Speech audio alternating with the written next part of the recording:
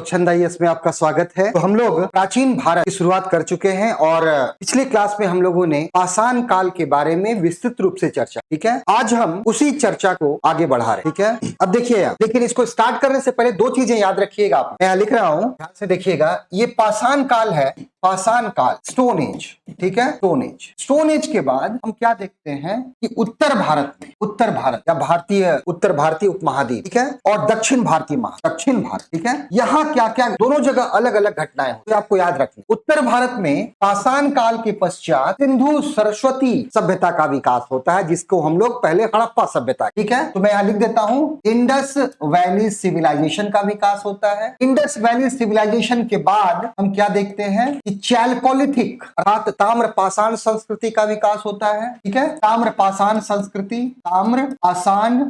का विकास होता है, चैल्कोलिथिक कल्चर का विकास होता है। इसके बाद हम क्या देखते हैं कि आपको वैदिक काल, वैदिक सभ्यता, वैदिक संस्कृति का विकास होता है, और वैदिक संस्कृति के पश्चात हम देखते हैं कि महाजनपद का, ठीक है। तो after stone age, okay, in the last class we have discuss in detail about stone age. तो after stone age in north India, okay, the northern part of India witness the rise of Indus Saraswati civilization, which is also known as Indus Valley civilization, because we have changed the name of Indus Valley civilization, and इसको अभी हम लोगों ने नाम इसका परिवर्तन किया है। इसका नाम है सिंधु सरस्वती सभ्यता। अगर आप नए NCERT की अगर किताबें देखेंगे तो आपको ये नाम मिलता है, लेकिन फिर भी हमने यहाँ लिखा है Indus valley civilisation.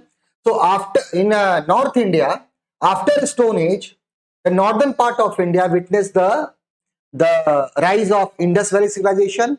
After the Indus Valley civilization, we have witnessed the Chalcolithic civilization, okay, and then Vedic civilization, and after Vedic culture, birth of Mahajanapad, and later on, and then Mauryan empire and other things. But in south India the development was different. लेकिन दक्षिण भारत में क्या देखते हैं हम लोग, दक्षिण भारत का इतिहास कुछ अलग है। दक्षिण भारत में क्या होता है, पाषाण काल के बाद महापाषाण काल की शुरुआत हुई, ठीक है, महापाषाण काल, ठीक है। किसकी शुरुआत होती है, महापाषाण, ओके, महापाषाण। मेगालिथ, ओके, मेगालिथ का होता है दक्षिण भारत में, और मेगालिथ जैसे खत्म होता है, मेगालिथ के बाद यहां संगम युग की शुरुआत, संगम काल की शुरुआत। तो आपको ये डिमार्केशन याद रखने हैं, ठीक है। After stone as the northern India witnessed the origin and development of the evolution and development of Indus Valley civilization. After Indus Valley civilization, Chalcolithic, okay, then Vedic culture, and after that the birth of big states, Mahajanapad. But in southern India the history is entirely different, okay. In southern India, after Stone Age, there was a development of megalith, okay, and after megalith, okay, the Sangam period. So these things you all have to keep in mind, okay. But first of all, I am going to discuss about this part, okay, the development of, okay, Indus Valley civilization. Means I am going to discuss about the northern Indian, okay, history.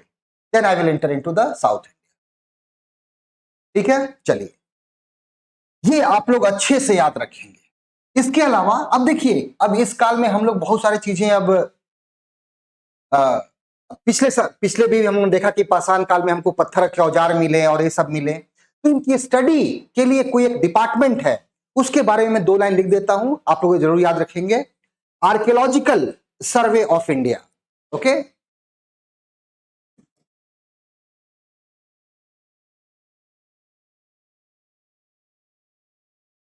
Archaeological survey of India.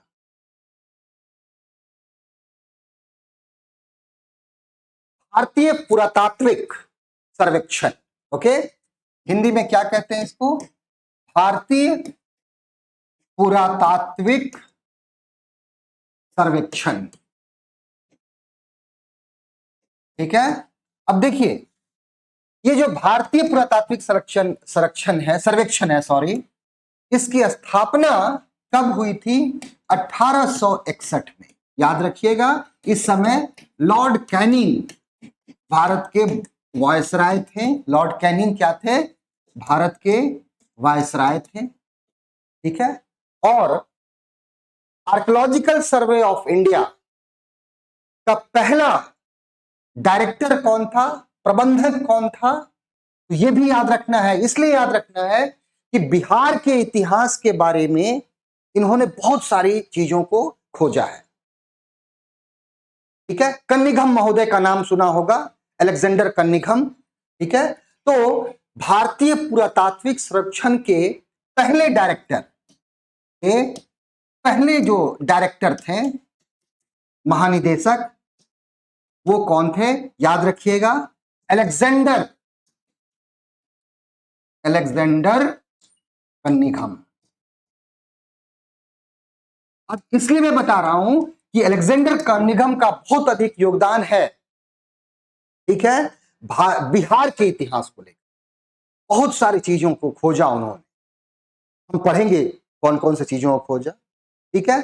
अब देखिए, इसका काम क्या है कि भारतीय पुरातात्विक सर्वेक्षण जो है, इसका काम क्या है, तो जितने भी प्राचीन इमारतें हैं, ठीक है, एक तो पहला काम है इनका आर्कियोलॉजिकल रिसर्च करना, ठीक है। तो इनका फंक्शन क्या क्या है, ये याद रखिएगा, आपको याद रखना है। पहला फंक्शन है आर्कियोलॉजिकल, ओके, आर्कियोलॉजिकल यानी कि जो पुरातात्विक रिसर्च होता है, अनुसंधान, ठीक है। पहला काम क्या है, पुरातात्विक अनुसंधान, ठीक है, अर्थात आर्कियोलॉजिकल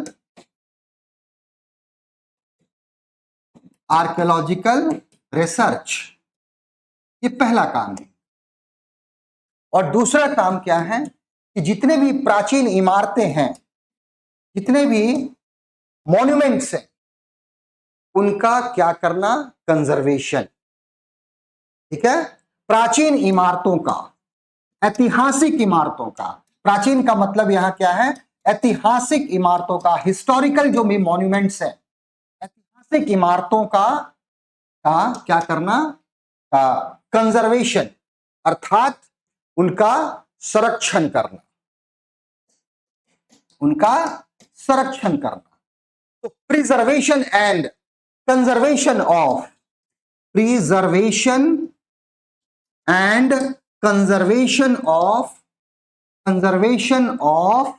हिस्टोरिकल मॉन्यूमेंट, ये इनका काम है।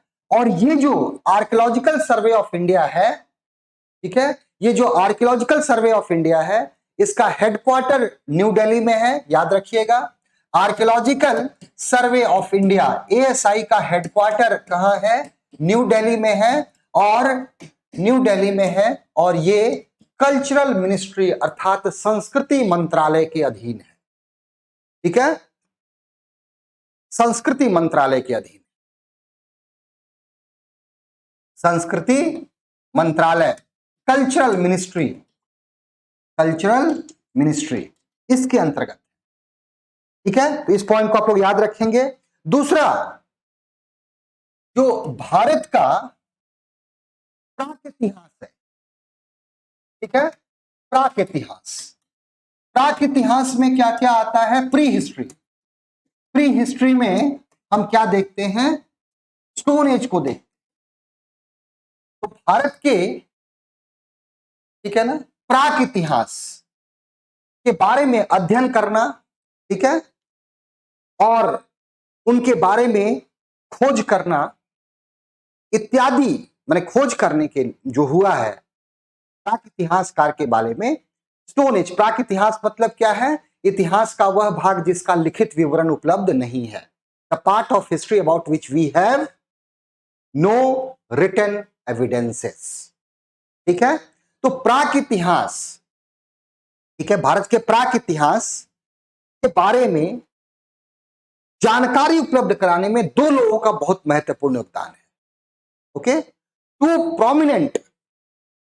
Prominent archaeologist of pre history of India, okay, pre historical, which is two prominent archaeologists, okay, who was responsible for many archaeological discoveries, okay. So the two prominents were, दो कौन थे जिन्होंने प्राक इतिहास के बारे में सर्वाधिक जानकारी उपलब्ध कराई? तो याद रखिएगा, पहला कौन थे? अलेक्जेंडर कनिंघम, एंड दूसरा कौन से थे? रॉबर्ट ब्रूस पुटे। ठीक है, और आपको मालूम ही है, कल मैं बता चुका था कि रॉबर्ट ब्रूस पुटे जो है, इन्हीं को क्या कहा जाता है? The father of pre history, okay, father of Indian pre history, father of Indian pre history. ठीक है, तो ये दोनों पॉइंट से याद रखेंगे। चलिए, अब हम आते हैं सिंधु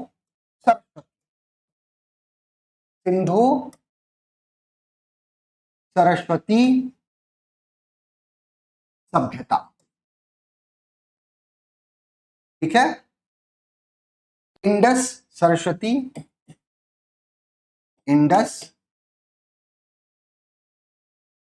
सरस्वती सिविलाइजेशन।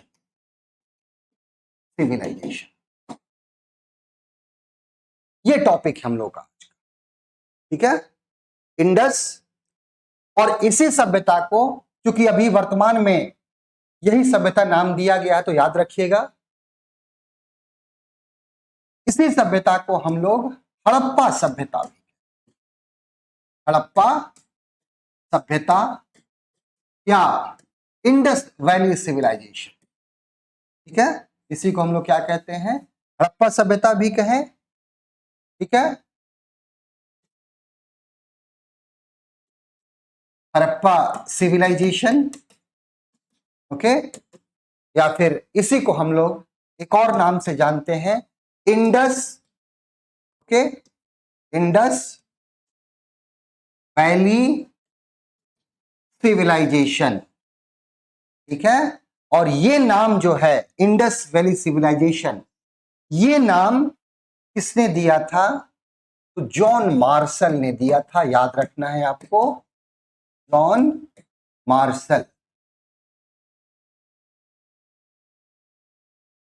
मार्शल ने ये नाम किसके लिए दिया था? हड़प्पा सभ्यता के लिए दिया था, इसलिए याद रखिएगा।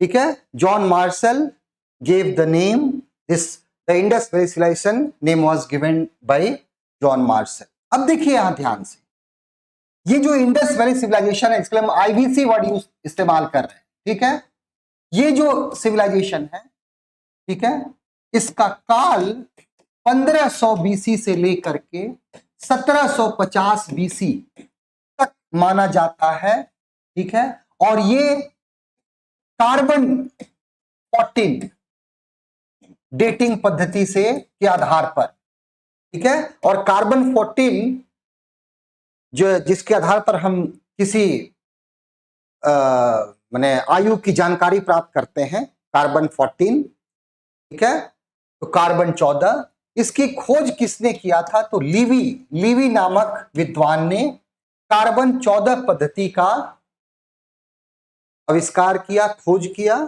Okay, so C14 technique was introduced by Livy, and this technique is used to know or to examine the date of, okay, the period of, time period of stones, okay, and trees and other things. If you want to know about the time period of organic and inorganic substance, we use this technique, carbon C14. So who was the propounder, or who gave this idea of C14? Who developed this carbon 14 technique? किसने develop किया? तो Levi ने. तो इस आधार पर सिंधु सभ्यता का जो काल माना जाता है वो कब है? 2500 से 1750. This is the time of. ये क्या है? काल है. याद रखना है, बस यही पूछे जाएंगे आपसे. इसके अलावा देखिए, ये जो इंडस वैली सिविलाइजेशन है ना, ये कांस्युगीन सभ्यता थी. ये भी याद रखिएगा आप लोग, क्या थी? It was a bronze age civilisation. कांस्युगीन सभ्यता, bronze age, bronze age civilisation. ठीक है, ये क्या थी? Bronze age civilisation. Bronze age civilisation कांस्युगीन सभ्यता थी. लेकिन याद रखिएगा, मानव ने सबसे पहली जो धातु का इस्तेमाल किया वो कौन सी थी? Which was the first metal used by human? Which was the first metal? That was copper, तांबा.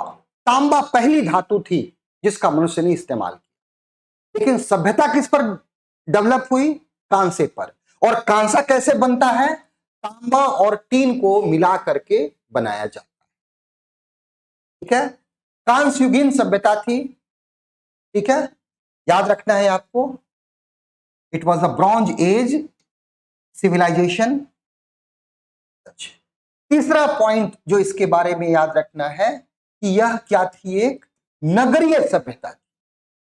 It was a urban civilization. एक नगरीय सभ्यता थी. नगरीय सभ्यता थी. It was urban civilization. Urban civilization, नगरीय सभ्यता. ठीक है, और इंडियन सबकॉन्टिनेंट, भारतीय उपमहाद्वीप जो है, पहली बार इसी काल में क्या देखता है? नगरों का उदय. भारतीय उपमहाद्वीप में 2500 बीसी से लेकर के 1750 बीसी के बीच जो सभ्यता विकसित हुई वो नगरीय सभ्यता. The civilization which was originated and developed, okay, developed during 2500 BC to 1750 BC was an urban civilization, and the Indian subcontinent witnessed the development of urban centers firstly. Okay, it was the first development of it. Means Harappan civilization was the first urban civilization in the Indian subcontinent. ठीक है, ये नगरीय सभ्यता थी. ठीक है, ये याद रखिएगा.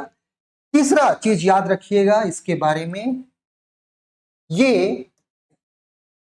प्लान्ड सिविलाइजेशन था. अर्थात ये नियोजित सभ्यता थी. नियोजित, पूरी तरह प्लानिंग करके बनाया गया. नियोजित सभ्यता थी. It was a planned civilization. It was a planned civilization. ठीक है, it was a planned civilization. अर्थात नियोजित सभ्यता. ठीक है, ये जो सभ्यता थी, ये जो सभ्यता मीन्स इंडस वैली सिविलाइजेशन सभ्यता थी, इसका डेवलपमेंट, जिसका विकास 2500 से 1750 के बीच हुआ था, वो तत्कालीन 3 सभ्यताओं के समकालीन सभ्यता थी. 3 सभ्यताएं डेवलप हुई उस समय. जिस समय इंडस वैली सिविलाइजेशन का उद्भव हुआ, उस समय 3 सभ्यताएं इस सभ्यता के समकालीन थी। Okay, so Indus valley civilization was contemporary to three civilization. अब कौन कौन सा था? तो पहला मिस्र की सभ्यता, आईबीसी मतलब इंडस वैली सिविलाइजेशन निम्नलिखित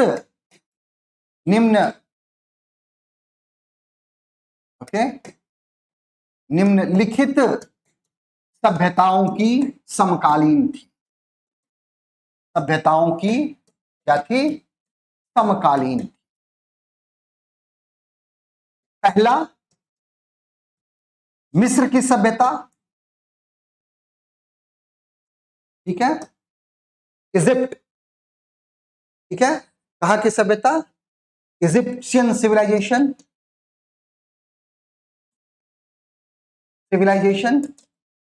जो आपको नील नदी की सभ्यता भी कहा जाता है इसे। ओके, नाइल सिविलाइजेशन भी कहा जाता है, नाइल सिविलाइजेशन, नील नदी की सभ्यता, रिवर नाइल सिविलाइजेशन, तो अफ्रीका में है। दूसरा सुमेरियन सिविलाइजेशन, जिसको हम लोग मेसोपोटामिया की सभ्यता भी कहते हैं। क्या कहते हैं? दूसरा को हम लोग क्या कहेंगे?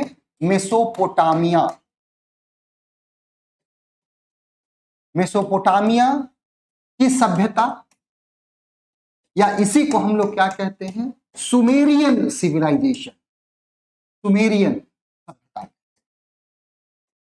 ओके, सो मेसोपोटामिया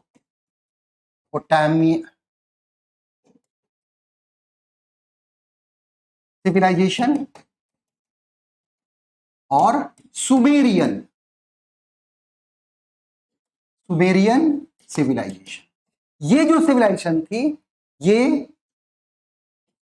यूफ्रेटस, दो नदियां थी। कौन कौन से?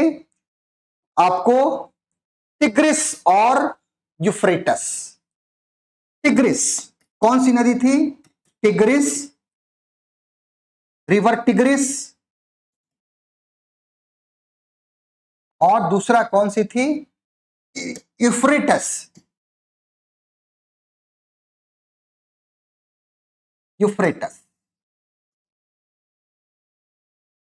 अब देखिए, ये दो नदी, ये एक रिवर यूफ्रेटस और दूसरा टिग्रिस, रिवर टिग्रिस। मेसोपोटामिया की सभ्यता का विकास टिग्रिस और यूफ्रेटस, जिसको उस समय क्या कहते थे? अब ये मेसोपोटामिया की सभ्यता जो थी ना, ये मॉडर्न डे इराक में है। कहां है? वर्तमान समय में यह सभ्यता कहां की है? इराक की सभ्यता है। इराकी में इसका विकास हुआ। जिस तरह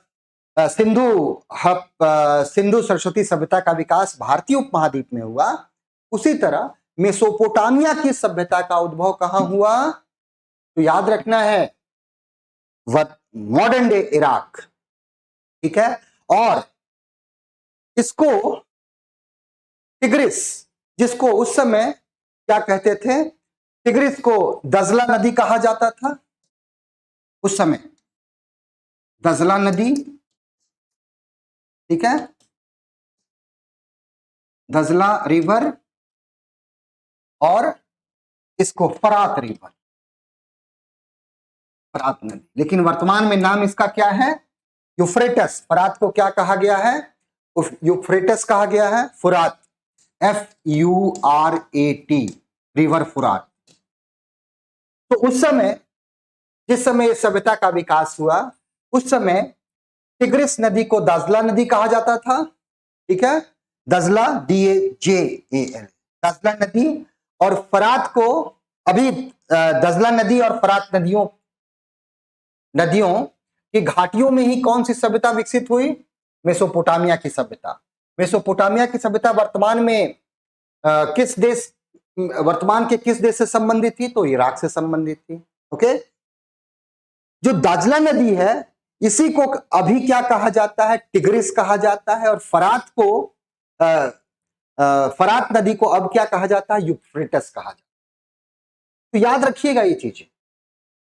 तो सेकेंड सिविलाइजेशन वाज मेसोपोटामियन और Sumerian civilization. Okay, this civilization was developed in modern day Iraq on the bank of or in the river valley of Dazla and Farat, which are known by Tigris and Euphrates presently. Okay, which are known by Tigris and Euphrates respectively in present day. तो ये चीजें याद रखेंगे आप। चलिए, इसके अलावा एक सभ्यता चीन में भी विकसित हुई जिसका नाम था चीनी सभ्यता, चाइनीज सिविलाइजेशन, चाइनीज सिविलाइजेशन, ठीक है, अर्थात चीनी सभ्यता, चीन की सभ्यता। और ये सभ्यता जो है यांगसी नदी के किनारे, हांगहो नदी की सभ्यता भी कहा जाता है इसे, yellow river Yangtze, YANZTZ,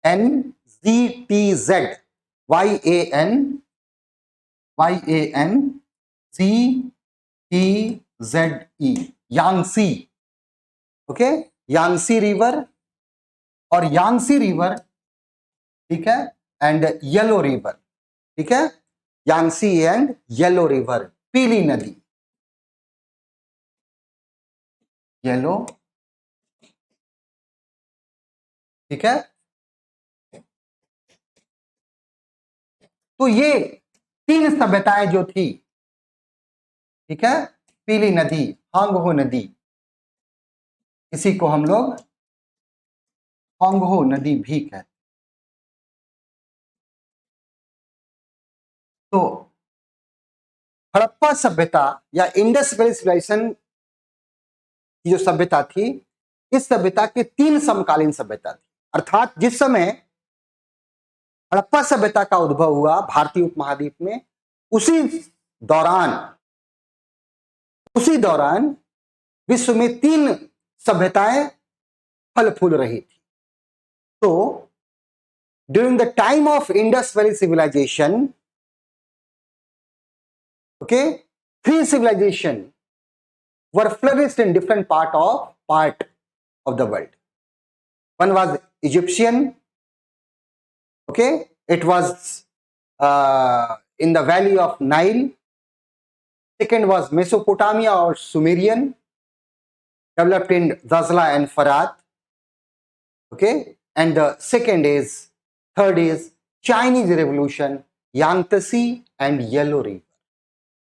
So these three civilizations were contemporary to Indus Valley civilization.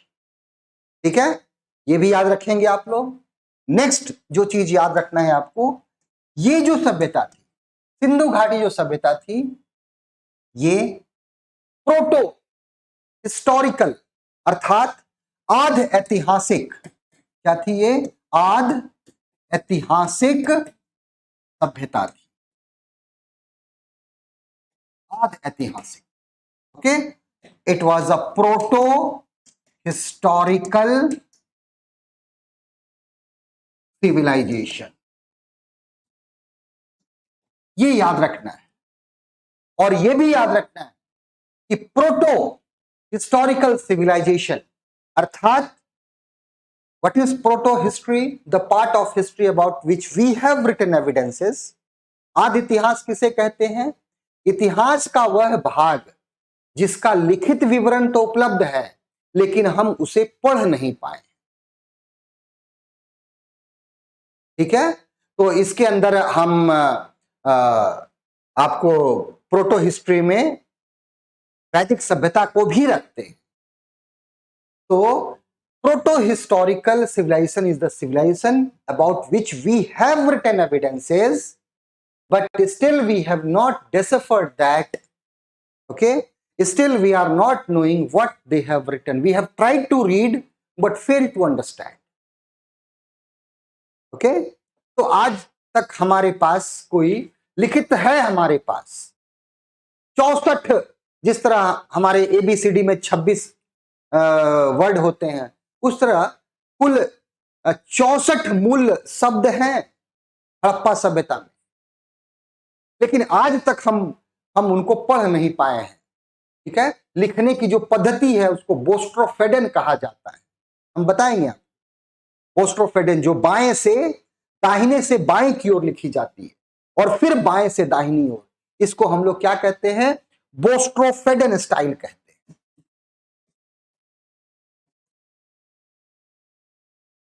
बोस्ट्रोफेडन style of writing, ये तरीका था लिखने का। क्या था? बोस्ट्रोफेडन पद्धति थी, तकनीक थी, या लिखने की जो पद्धति थी बोस्ट्रोफेडन थी। और इसमें क्या होता है? हम दाहिने से बाएं की ओर लिखते हैं और फिर बाएं से दाहिने की ओर, फिर बाएं से दाहिने से बाएं की ओर, फिर बाएं से दाहिने की। तो हड़प्पा सभ्यता में और 24 मूल शब्द मिले हैं, 64 क्या है? बेसिक वर्ड्स है, जैसे क ख ग घ अंग ये सब पढ़ते हैं ना हम लोग, ये मूल शब्द हैं और इन्हीं से हम अन्य शब्दों की रचना करते हैं। उसी तरह हड़प्पा सभ्यता से हमें 64 मूल शब्द प्राप्त हुए हैं। मूल शब्द हैं 64 basic words we have found, but still we are not able to decipher that. We are not able to understand what they had written. We have tried a lot, we are trying.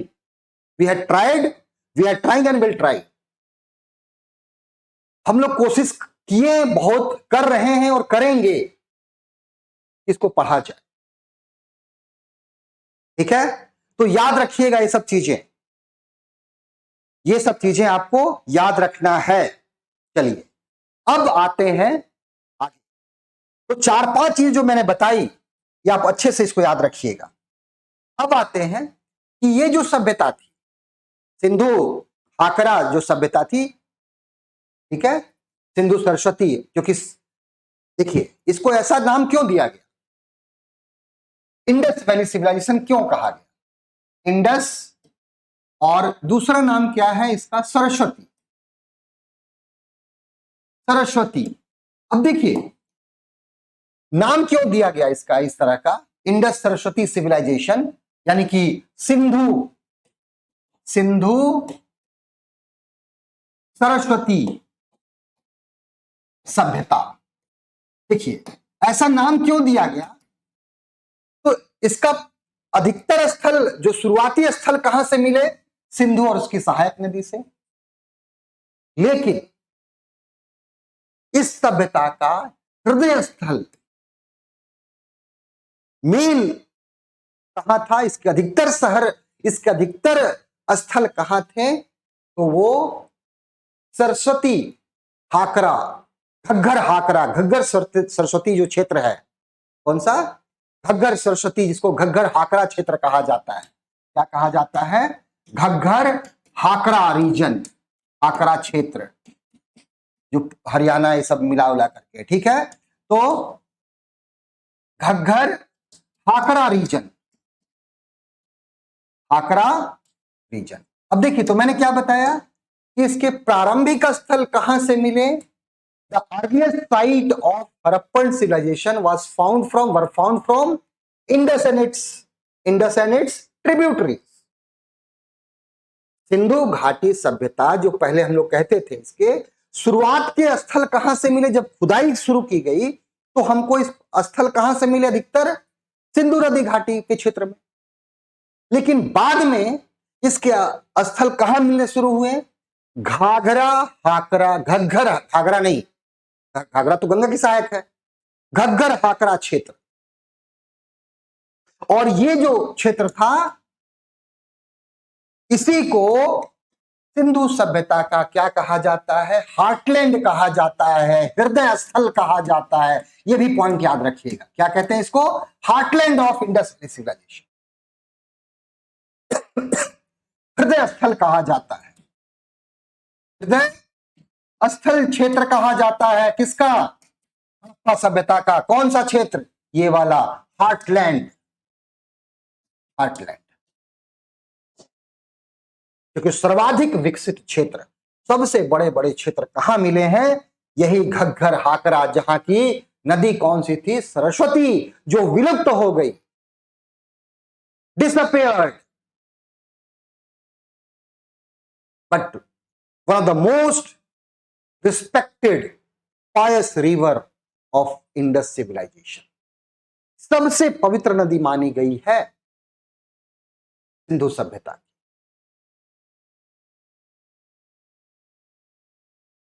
ठीक है, तो याद रखिएगा सरस्वती नदी इसी क्षेत्र से होकर गुजरती थी, जो आज का हरियाणा और ये सब राजस्थान का जो एरिया है, ये पूरा यही हृदय स्थल है, बड़े बड़े शहरों का विकास हुआ है।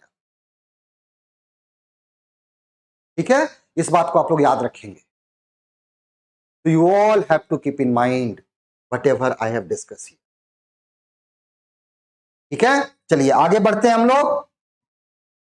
तो ये जो हड़प्पा सभ्यता है, इसका विकास कहां कहां हुआ? ठीक है, तो याद रखिएगा भारत में पंजाब, भारत और पाकिस्तान दोनों, पंजाब में, राजस्थान में, इसके स्थल कहां कहां मिले हैं याद रखना है आप। राजस्थान, ठीक है, हरियाणा,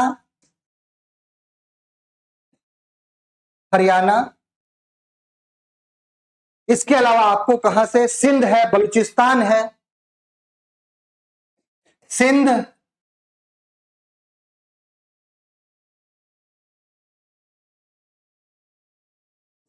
बलूचिस्तान, और आपको western part of Uttar Pradesh, western, ठीक है, fringe of western Uttar Pradesh, अर्थात तो पश्चिमी उत्तर प्रदेश का जो किनारे का भाग है, मेरठ का जो रीजन है, ठीक है ना, तो fringe of, FRINGS, fringe of western Uttar Pradesh, western Uttar Pradesh, अर्थात उत्तर पश्चिमी उत्तर प्रदेश का जो तटीय, जो किनारे का क्षेत्र है, वहां ये मुख्य क्षेत्र है।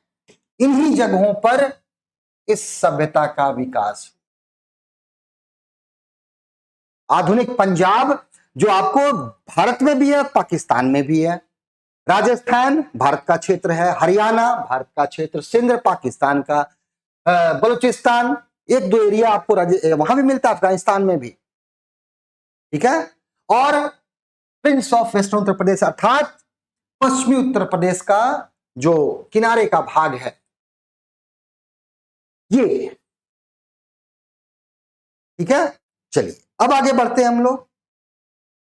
ये जो संपूर्ण हड़प्पा सभ्यता का क्षेत्र है, ये 12,99,600 स्क्वायर किलोमीटर क्षेत्र पर फैला हुआ है। ये इसका एरिया है, 12,99,600 स्क्वायर किलोमीटर, वर्ग किलोमीटर क्षेत्र पर ये क्या था, 12,99,600 वर्ग किलोमीटर क्षेत्र पर ये फैला हुआ था संपूर्ण सभ्यता।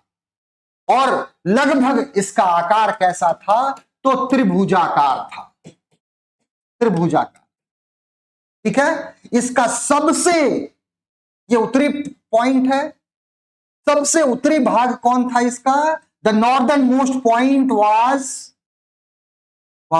मांडा। मांडा कहां है, तो ये जम्मू एंड कश्मीर में चिनाब नदी के तट पर है, याद रखिएगा। ये इसका सबसे उत्तरतम बिंदु कौन सा है, तो मांडा है। दक्षिणतम बिंदु जो है वो है दैमाबाद, दक्षिणतम बिंदु कौन सा है, दैमाबाद। और दैमाबाद कहां है, तो ये महाराष्ट्र में है, प्रवरा नदी के तट पर। कौन सी नदी है, याद रखना है आपको, on the bank of river Pravara, okay, on the bank of river Pravara, you all have to keep in mind. Pravara नदी के तट पर है दैमाबाद, जो सिंधु सभ्यता का दक्षिणतम बिंदु। पूर्वोत्तर बिंदु, ईस्टर्न मोस्ट पॉइंट कौन सा है, तो आलमगीरपुर, मेरठ, हिंडन नदी के तट पर है, याद रखना है आपको। कहां है, आलमगीरपुर, आलमगीरपुर। और ये कहां है, ये मेरठ में है, on the bank of river Hindon, Hindon नदी के तट पर, हिंडन नदी के तट पर, ठीक है। और इसका पश्चिमतम बिंदु कौन सा है, तो सुत का गेंडोर, क्या है, सुत का गैंडोर। याद रखना है बच्चों, सुत का गैंडोर। ठीक है, और ये सुत का गैंडोर है कहां, तो याद रखना है मकरान तट जो है बलूचिस्तान में। आजकल बलूचिस्तान बहुत अधिक न्यूज में रहता है। ठीक है, तो याद रखिएगा ये कहां है, मकरान तट। मकरान तट कहां है, बलूचिस्तान, पाकिस्तान का एकमात्र बलूचिस्तान। ठीक है, इस एरिया। तो ये इसका उत्तरतम बिंदु मांडा, दक्षिणतम बिंदु दैमाबाद। ठीक है, और पूर्वोत्तर बिंदु आलमगीरपुर, मेरठ हिंडन नदी के तट पर है, ये समुद्र तट पर है, ये चिनाब नदी पर है, और ये दैमाबाद परपरा नदी के तट पर है। याद रखिएगा। ठीक है, अब आते हैं, देखिए हमने इसकी खुदाई की है और लगभग 250 नगर, 250 स्थल प्राप्त हुए हैं। More than 250 sites we have found, we have discovered, we have excavated. अब इस 250 स्थलों में 6 स्थल जो है, 6 स्थल जो 6 हैं, इनको सिटीज की संज्ञा दी जाती है, बड़े बड़े शहर थे। कौन कौन से, तो याद रखिएगा 250 में 6 को महानगर की संज्ञा दी जाती है। तो याद रखिएगा ये कौन सी है, हड़प्पा, दूसरा मोहनजोदाड़ो, तीसरा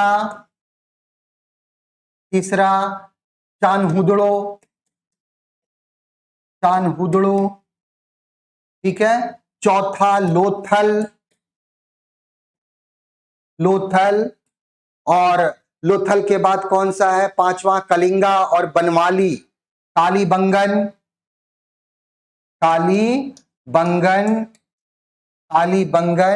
और 5वां कौन सा है, बनवाली। ठीक है, याद रखना है। ठीक है, और याद रखिएगा कि ये जो हड़प्पा सभ्यता है, इसका सबसे बड़ा स्थल कौन सा है, तो हड़प्पा सभ्यता का सबसे बड़ा स्थल जो है वो कौन सा है, तो राखी गढ़ी। याद रखिएगा आप लोग, कौन सा है, राखी गढ़ी। हड़प्पा सभ्यता का अभी रिसेंटली न्यूज में है, ये मैंने 1 साल पहले की बात है। ठीक है, तो राखी गढ़ी, और राखी गढ़ी कहां है, तो राखी गढ़ी जो है हरियाणा में है। हरियाणा में ये सबसे बड़ा स्थल है हड़प्पा सभ्यता का। ठीक है, राखी गढ़ी हरियाणा में है, जो सबसे बड़ा स्थल है। चलिए, ये चीजें याद रखा आप लोगों ने। धीरे धीरे हम आगे बढ़ते हैं, आप लोग नोट्स बनाते जाइएगा, जो मैं लिख रहा हूं आप उसी तरह लिखते चले जाइए। 250 शहर मिले हैं साइट हड़प्पा सभ्यता के, जिसमें की 6 को हम लोग क्या देते हैं, the 6 out of 256 are regarded as metropolitan city, means big cities. Harappa, Mohenjodaro, Chanhudaro, Lothal, Kalibangan and Banawali. These are the 6 cities which are considered as, okay, the big cities of Harappa. Out of 250 sites we have so far discovered. लेकिन वर्तमान में अगर पूछा जाए आपसे कि सबसे बड़ा स्थल कौन सा है, तो राखी गढ़ी। अब देखते हैं कि जब भारत की बात करते हैं, तो भारत में, इन इंडिया, भारत में इसका विस्तार, मीन्स हड़प्पा सिंधु सभ्यता, सरस्वती सभ्यता का विस्तार किन किन राज्यों में था, इसको एक बार हम देख लेते हैं। तो याद रखिए, पहला मैं लिख रहा हूं पंजाब। कौन सा है, पंजाब।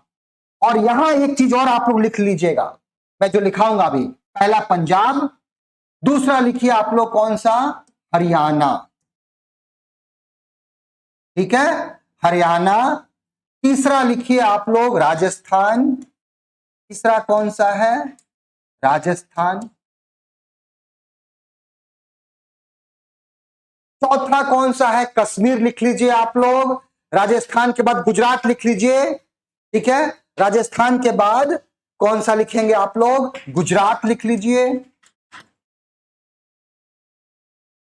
और पश्चिमी उत्तर प्रदेश कौन सा है? गुजरात के बाद उत्तर प्रदेश या पश्चिमी उत्तर प्रदेश, यूपी लिख लीजिए आप, यूपी, ठीक है।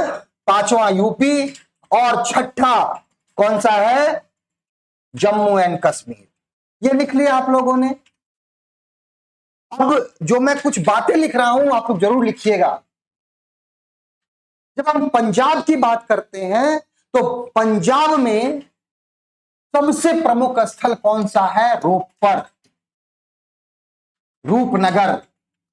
और याद रखिएगा ये रोपड़ जो है ये स्वतंत्रता के बाद पहला स्थल है जिसकी खुदाई की गई थी। After independence Ropar which is also known as Rupnagar, ये प्रमुख स्थल है कहां का? तो पंजाब का रोपड़, जिसको रूपनगर कहा गया है। पहले नाम था रूपनगर और स्वतंत्रता के बाद आफ्टर इंडिपेंडेंस पहला स्थल है जिसकी खुदाई की गई। याद रखना है आपको।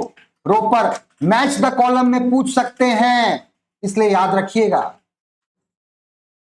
अब आते हैं हरियाणा। हरियाणा में दो प्रमुख स्थल है, एक है आपको राखीगढ़ी और दूसरा बनवाली। हरियाणा में कौन सा है?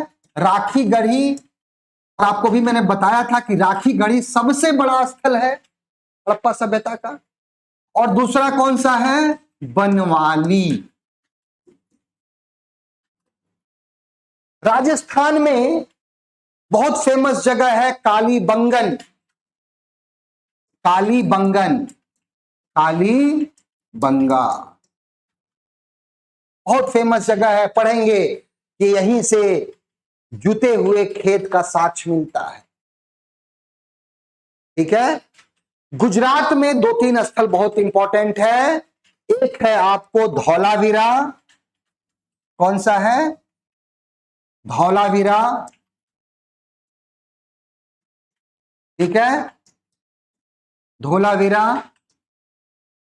दूसरा है आपको लोथल, जो एकमात्र बंदरगाह शहर था, ठीक है। दूसरा कौन सा है? लोथल,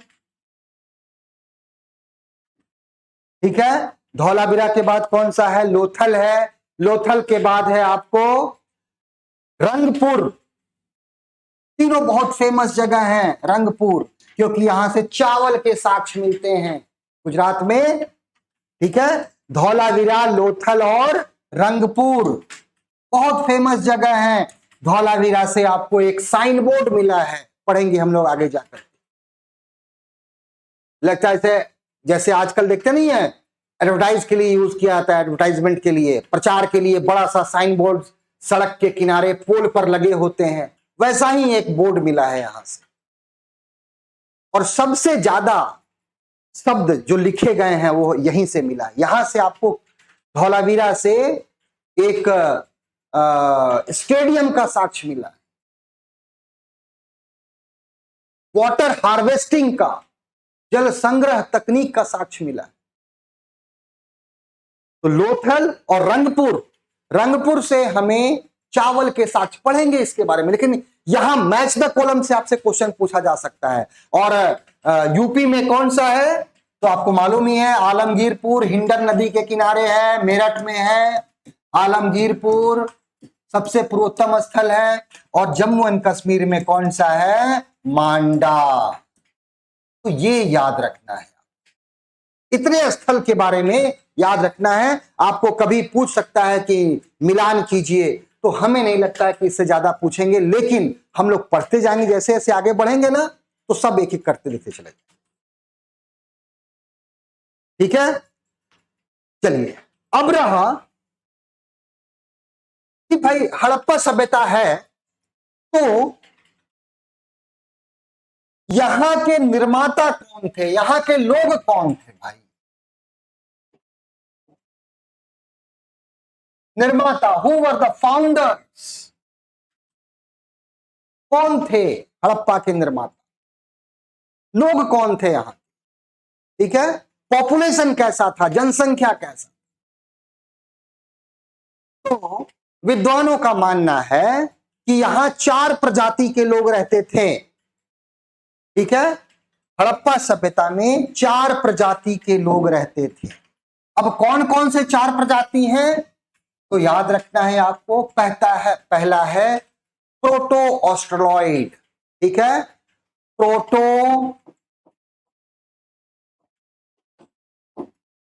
ऑस्ट्रेलॉइड्स, जिसको हम लोग कॉकेशियन भी कहते हैं, कॉकेशियन, कॉकेशियन, प्रोटो,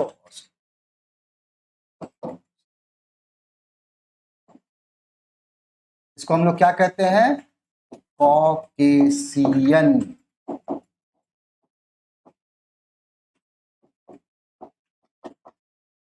दूसरी प्रजाति कौन सी थी, तो वो थी भूमध्य सागरीय, मेडिटेरेनियन,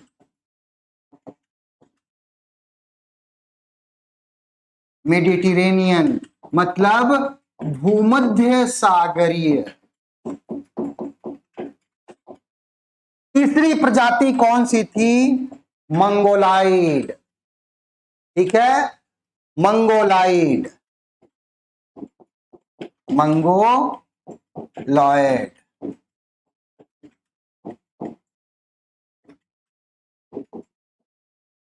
और चौथी कौन सी थी, चौथी जी थी अल्पाइन, अल्पाइन। तो याद रखिएगा कि हड़प्पा सभ्यता के जो लोग थे वो इन 4 प्रजातियों के पॉपुलेशन, जो जनसंख्या थी, इन 4 प्रजातियों से मिलकर बनी थी। और यदि प्रश्न पूछा जाए इन चारों में सर्वाधिक कौन थे, तो यहां याद रखिएगा, out of these 4 the dominant group was Mediterranean, अर्थात हड़प्पा मोहनजोदड़ो की अधिकांश जनसंख्या किस प्रजाति से संबंधित थी, तो भूमध्य सागरीय से। ओके, सो याद रखना है आपको, इस 4 प्रजाति के लोग मिलकर के सिंधु घाटी सभ्यता के या सिंधु सरस्वती सभ्यता के की जनसंख्या का निर्माण करते थे। These 4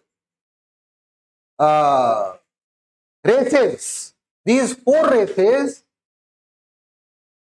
form the population of Harappa, ठीक है, ये 4 प्रजाति के लोग हड़प्पा की जनसंख्या का निर्माण करते थे। तो these 4 races forms the population of, or we can say that the population of Harappan civilization was comprising of,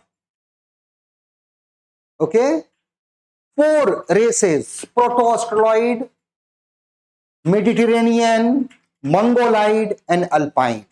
But majority of the people were from Mediterranean race, भूमध्य सागरीय प्रजाति के ही अधिकांश, ठीक है। चलिए, अब ये समझ में आ गया आप लोगों को, इसमें मुझे नहीं लगता है कि कोई प्रॉब्लम हो। चलिए, अब आते हैं,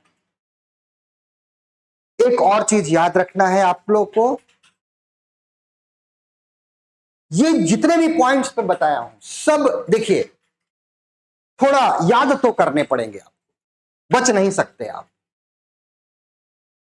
बचना है भी नहीं। जब एग्जाम को पास करना है तो आपको बचना नहीं हमसे नहीं हो रहा है, होगा, आपसे ही होगा। बोरिंग है लेकिन पढ़ना पड़ेगा, याद करने पड़ेंगे, रटना भी एक कला है, पार्ट ऑफ स्टडी, रटना। Okay, mug up the things is also the part of study, ठीक है, क्योंकि इसमें क्या है, फैक्चुअल इंफॉर्मेशन ज्यादा है, इसलिए थोड़ा सा बोरिंग है। But you all have to enjoy that. आपको in spite of boring you have to enjoy, आपको करना पड़ेगा चाहे कुछ भी हो।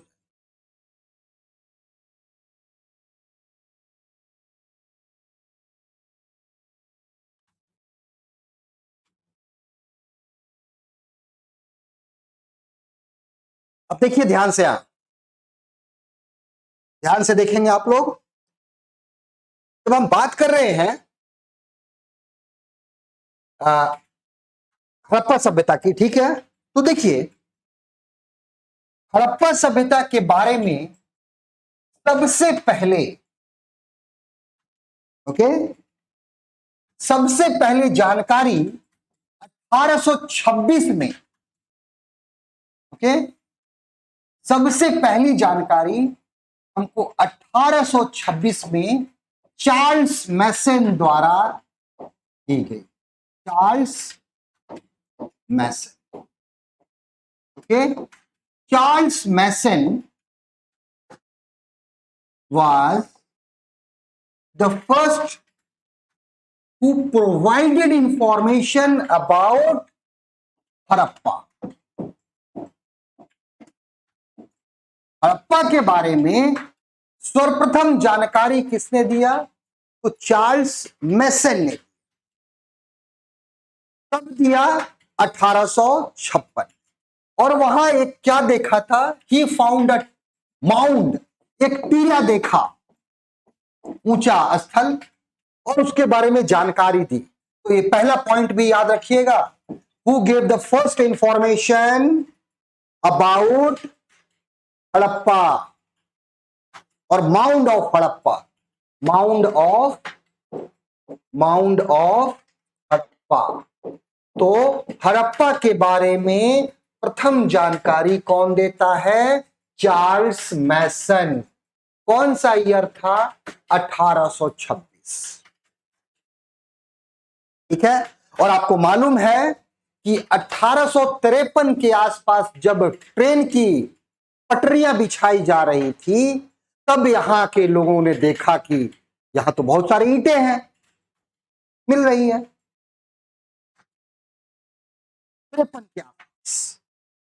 53 के आसपास जब यहां से रेल लाइन बिछाई जा रही थी और अंग्रेज थे उस समय, तो उन्होंने देखा कि यहां तो बहुत सारी ईंटें निकल रही हैं अंदर से, तब इसकी स्टडी शुरू की गई, ठीक है। और 1920-21 में, याद रखिएगा, 1920-21 sir John martial, sir John martial, जो क्या थे? एएसआई के डायरेक्टर थे, महानिदेशक थे, आर्कियोलॉजिकल सर्वे ऑफ इंडिया के महानिदेशक थे सर जॉन मार्शल, ठीक है।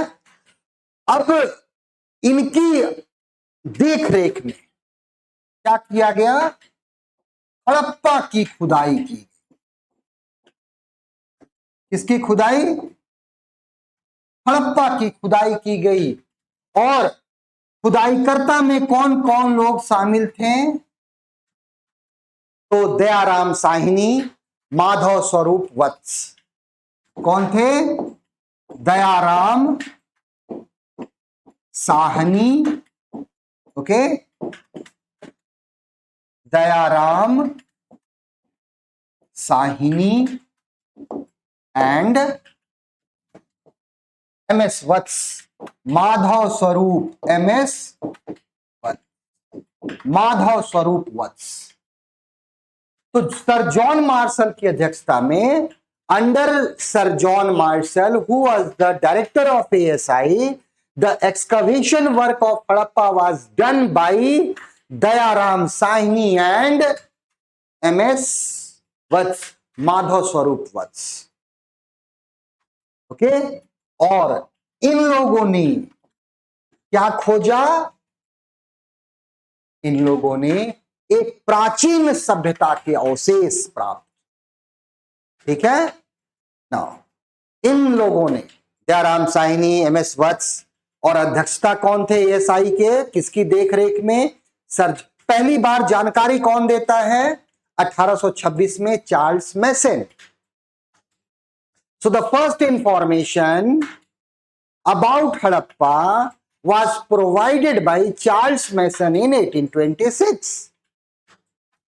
Okay, and in 1920-21, under Sir John Marshall, the excavation of Harappa was done by Dayaram Sahni and Madhav Swarup Vats. And what they found? They found the ruins of a civilization which is called Harappa civilization. ठीक है। उन्होंने क्या मिला? उन्होंने खुदाई के दौरान उन्होंने क्या पाया? एक विकसित सभ्यता के रून्स, अवशेष प्राप्त। विकसित सभ्यता के क्या प्राप्त किए? रून्स, सभ्यता के अवशेष, विध्वंसाशेष प्राप्त किए, अवशेष प्राप्त किए, रून्स, रिमेन्स प्राप्त। ठीक है। और इसी का नाम क्या दिया गया? क्योंकि पहला स्थल कौन सा था? हड़प्पा, इसीलिए इसका नाम क्या दिया गया? हड़प्पा। फिर बाद में और भी खुदाइयां हुई, और खुदाइयां हुई तो क्या पाया गया कि ये सिर्फ हड़प्पा में ही नहीं है। हड़प्पा कहां है? पंजाब के मोंटोगोमरी डिस्ट्रिक्ट में, रावी नदी के तट पर। और रावी किसकी सहायक है? सिंधु की सहायक। तो बाद में क्या देखा गया कि सिंधु नदी के क्षेत्र में बहुत सारे मिले, तो इसको नाम दे दिया गया इंडस वैली सिविलाइजेशन, सिंधु घाटी सभ्यता। और सिंधु घाटी सभ्यता किसने नाम दिया? मार्शल साहब ने। हमने बताया है आपको, देखिएगा शुरू में ही लिख के बताया आपको। ठीक है, शुरू में आपको बताया कि इसका नाम क्या है। ठीक है, इंडस वैली सिविलाइजेशन।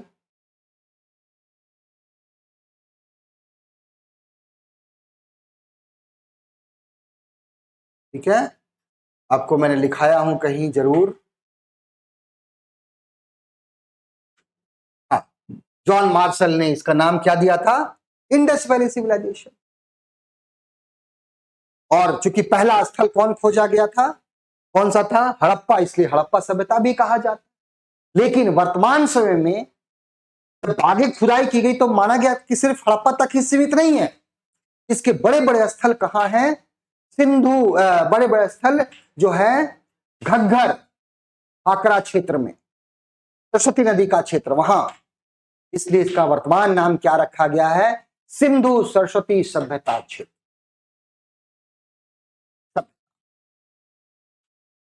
ठीक है, तो ये समझ में आया।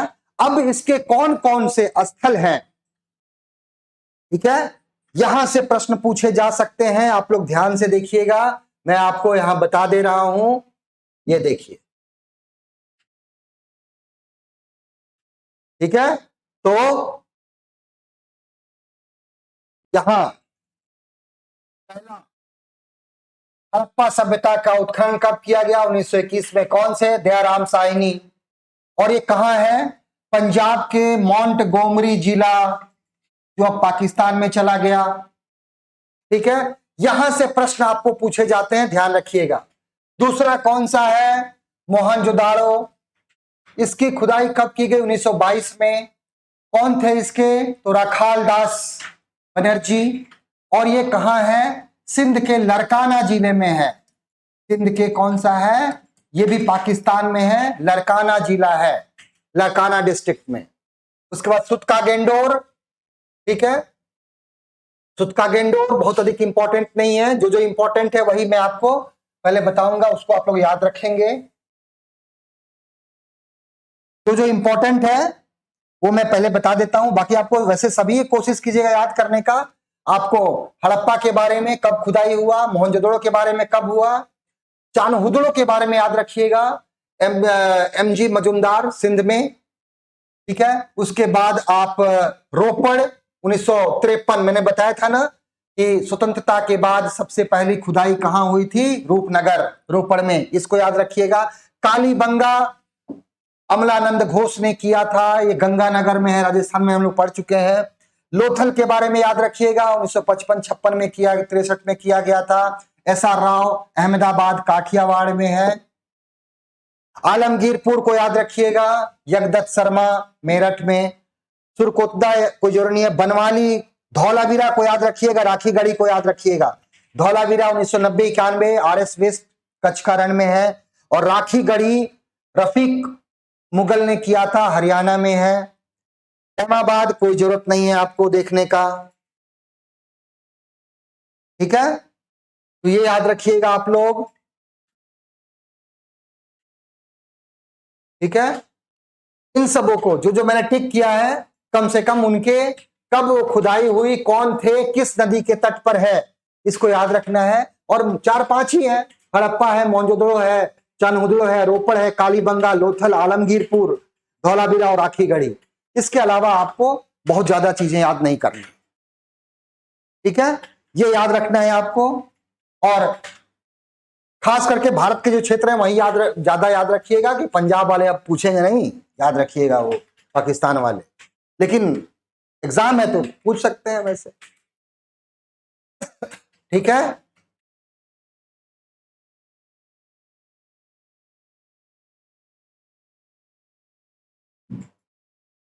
अब देखिए यहां से भी प्रश्न पूछे जाते हैं कि हड़प्पा के जो स्थल है वो किस नदी के तट पर है, तो कौन कौन से याद रखना है। मोहनजोदड़ो किस पर है, सिंधु नदी के तट पर है। हड़प्पा रावी नदी के तट पर याद रखना है। रोपड़ है ये, रोपड़ सतलज नदी के किनारे। मांडा चिनाब हम लोग वो मालूम है। कालीबंगा हम याद रखना है, घग्गर नदी के किनारे।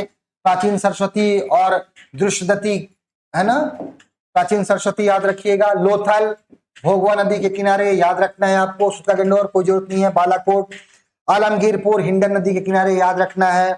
रंगपुर को बनवाली याद रखना है, प्राचीन सरस्वती।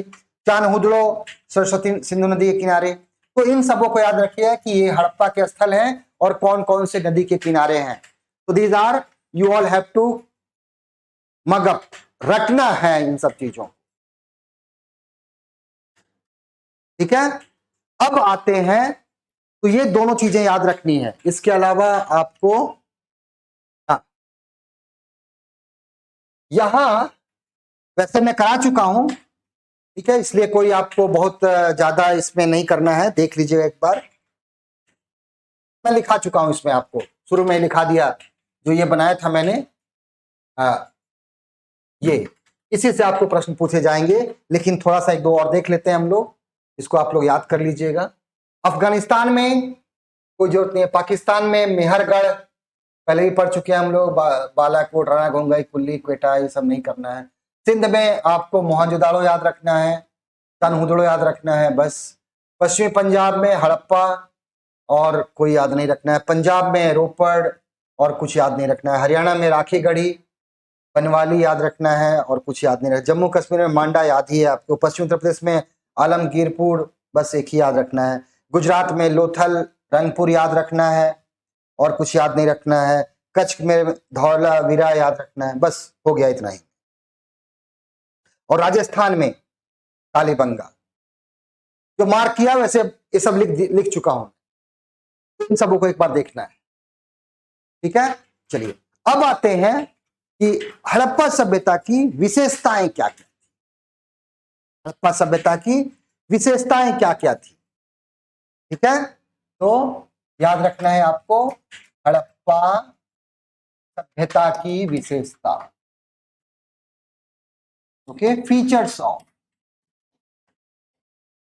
विशेषताएं, features of, features of Harappan civilization.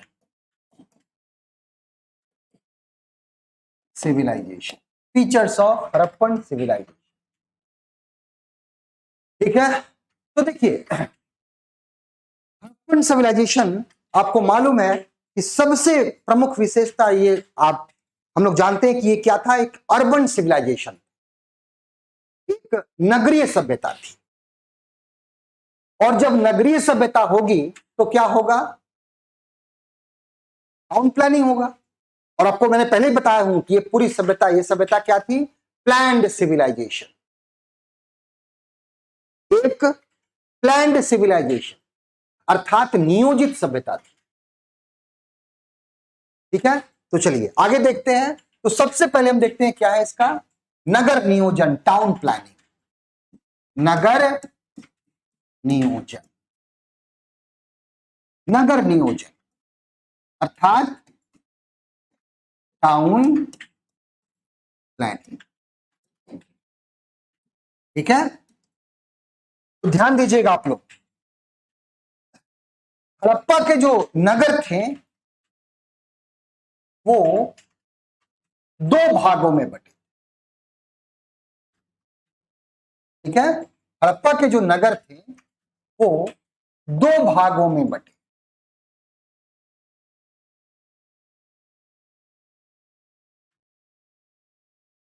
ठीक है,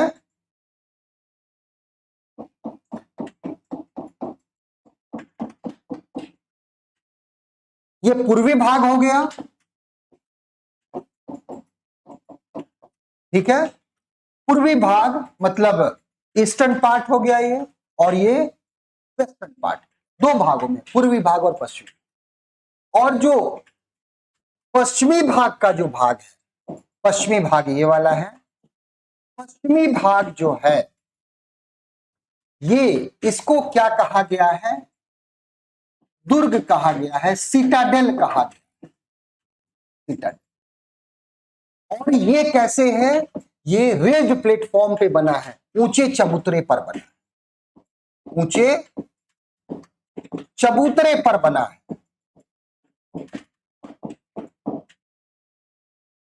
शहर जो है वो दो भागों में बटा है। पूर्वी भाग को ही हम लोग क्या कहते हैं, लोअर टाउन, लोअर टाउन, निचला शहर। पश्चिमी भाग को क्या कहते हैं, दुर्ग या सिटाडेल, जो ऊंचे चबूतरे पर बना है। ये जो निचला शहर है ये सामान्य निवासियों का था, सामान्य निवासियों का है। ठीक है, और ये जो दुर्ग है ये चारों ओर से ऊंचे दीवार से घिरा है। It is surrounded by high wall, ऊंचे दीवार से घिरा। और दुर्ग में कौन रहते हैं, प्रभावशाली लोग रहते हैं, अर्थात रिच लोग रहते हैं, प्रभावशाली लोग, rich merchants, okay, and ruling class. तो जो प्रोमिनेंट लोग हैं, एलिट क्लास था, वो नगर, मैंने क्या बताया कि नगर जो है दो भागों में बटा है, पूर्वी भाग और पश्चिमी भाग। पूर्वी भाग को क्या कहा गया है, लोअर टाउन, और लोअर टाउन यानी कि निचला शहर, और निचला शहर जो है वो सामान्य निवासियों का शहर है। पश्चिमी भाग, पश्चिमी भाग जो है इसको क्या कहा गया है, दुर्ग या सिटाडेल कहा गया है। और ये दुर्ग जो है ये चारों ओर से ऊंची दीवार से घिरा है, it is surrounded by wall. और यहां कौन रहते हैं, रूलिंग क्लास, अर्थात जो शासन के अधिकारी थे, जो शासन करते थे वो रहते होंगे, धनी लोग रहते होंगे, प्रभावशाली लोग रहते होंगे, सब कुछ यही रहता।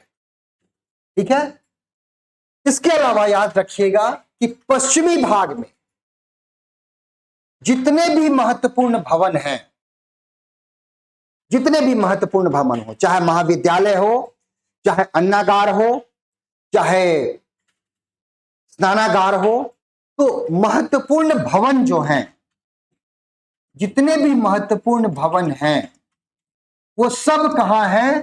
पश्चिमी भाग। जैसे ग्रेनरी,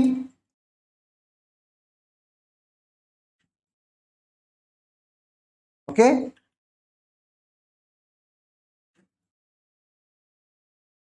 ग्रेनरी, ठीक है, जितने भी बड़े ग्रेनरीज या फिर बड़े बड़े सभा भवन, सभा भवन हो गया। ग्रेनरी का मतलब होता है आपको अन्नागार, अन्नागार, सभा भवन, असेंबली हॉल, महाविद्यालय, कॉलेज, ठीक है। इसके अलावा ये क्या कहते हैं, मजदूरों का आवास, ये सब कहां है?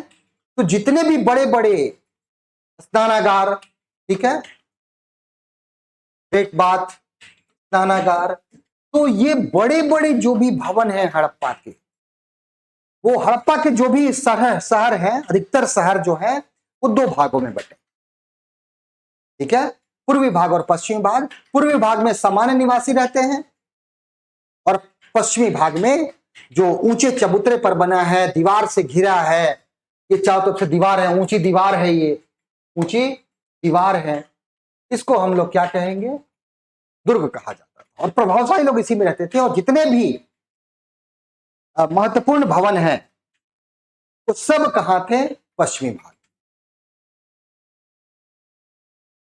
ठीक है, ये समझ में आया आप लोगों को? अब देखिए मैंने क्या बताया, इस डायग्राम से क्या लगता है कि हड़प्पा के जो नगर हैं वो दो भागों में बटे हैं। डायग्राम से तो यही लगा ना कि हड़प्पा के नगर कितने भागों में बटे हैं? दो भागों में। Okay, the towns of Harappa were divided into two parts. कौन से दो पार्ट थे? तो पूर्वी भाग, लोअर टाउन एंड सिटाडेल, यही था। लेकिन आपको याद रखना है कि धौलावीरा, यहां एग्जाम्पल बहुत इंपॉर्टेंट है, धौलावीरा। और धौलावीरा कहां है?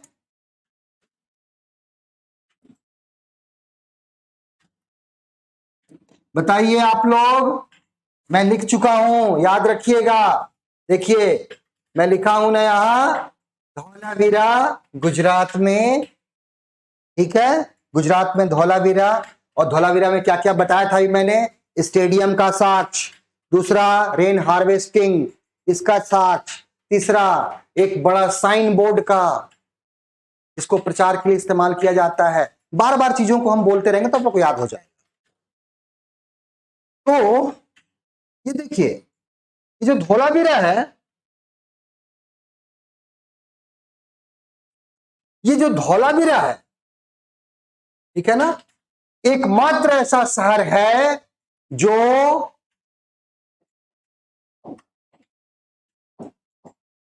तीन भागों में विभक्त है। कितने भागों में? तीन भागों, पश्चिमी भाग, मध्यवर्ती भाग और पूर्वी भाग। यहां समझ में आया? धौलावीरा एकमात्र ऐसा शहर है जो तीन भागों में विभक्त। अब आते हैं दूसरा इंपॉर्टेंट पॉइंट। हमने यहां क्या बताया था कि नगर दो भागों में बटे हुए हैं और पश्चिमी भाग को दुर्ग कहा जाता था। और दुर्ग जो है वो चारों ओर से किससे घिरा है? ऊंची दीवार से घिरा हुआ है। लेकिन लोथल एक ऐसा शहर है, लोथल एक ऐसा शहर है जिसमें पूरा भाग ही दीवार से घिरा है, ठीक है। और ठीक है, तीन भागों में लोथल में जो शहर है लोथल जो शहर है, एक तो उसका विभाजन नहीं हुआ है, वो किसी भी, जैसे बाकी सब कितने भागों में बटे हुए हैं, 2 भागों में, नगर 2 भागों में बटे थे, लेकिन Lothal is not divided. Okay, town not divided into 2 sectors. Lothal जो है 2 भागों में विभक्त नहीं था। लोथल क्या है, 2 भागों में विभक्त नहीं था, 2 भागों में विभक्त नहीं था। और दूसरा चीज क्या है, ये लोथल जो है ये चारों ओर से ऊंची दीवार से घिरा हुआ है। ठीक है, तो ये दूसरा इंपॉर्टेंट पॉइंट भी याद रखिएगा, Lothal was not divided into 2 sectors. ठीक है, और तीसरा पॉइंट, एक और चीज याद रखिएगा, बहुत इंपॉर्टेंट है, कि चानहुदड़ो सिंध में है, पाकिस्तान में। चानहुदड़ो एक ऐसा नगर है जिसमें किलेबंदी नहीं की गई। किलेबंदी किसको, कौन होता था, पश्चिमी भाग के किलेबंदी करते थे। ठीक है, चानहुदड़ो जो है is not surrounded by wall. ठीक है, नॉट सराउंडेड बाई वॉल, याद रखिए। चानहुदड़ो एकमात्र ऐसा शहर है जिसमें दुर्ग नहीं, जिसमें क्या है, 4 दीवारी नहीं है। तो ये 3 एग्जाम्पल याद रखिए कि हड़प्पा के नगर जो है वो 2 भागों में बटे हैं, लेकिन धौलावीरा 3 भाग में बटा है। लोथल का विभाजन ही नहीं है, लोथल किसी भी भाग में, लोथल का एक ही भाग है पूरा, कोई विभाजन नहीं किया गया। इसके अलावा लोथल से हमें और भी चीजें क्या है कि लोथल का पूरा नगर ही दुर्ग से घिरा है। और एक और चीज याद रखिएगा कि चानहुदड़ो 2 भागों में तो बटा हुआ है, लेकिन चानहुदड़ो के चारों ओर दीवार नहीं है, वॉलिंग नहीं किया गया है। ठीक है, तो इस बात को आप लोग क्या रखेंगे, ध्यान में रखेंगे। चलिए, अब